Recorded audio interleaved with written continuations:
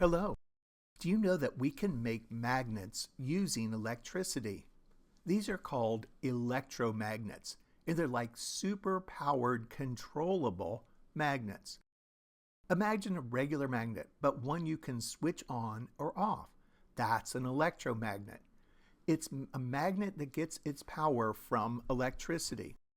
To make an electromagnet, we need a few things: a wire, like the ones that carry electricity to a lamp, a metal core, like an iron nail, and a power source, like a battery. We wrap the wire around the nail and then connect the ends of the wire to the battery. When the electricity flows through the wire, it turns the nail into a magnet. When the electricity flows through that wire, it creates a magnetic field around the wire. This magnetic field makes the iron nail act like a magnet. The more electricity we use, or the more turns of wire we wrap around the nail, the stronger the magnetic field becomes, and the stronger the electromagnet becomes. The best part about electromagnet is we can turn them off and on. When the electricity is flowing, it's a magnet. When we disconnect the battery, the electricity stops and the magnetism disappears.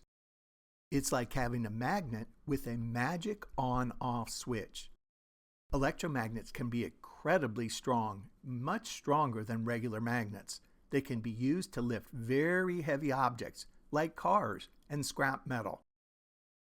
That's why they're used in things like cranes at junkyards. We also use electromagnets in many devices, for instance, a doorbell, speakers, MRI machines, in hospitals to take pictures of the inside of our bodies. So electromagnets are like super-powered magnets that we can control with electricity. They're used in many ways to make our lives easier and more interesting.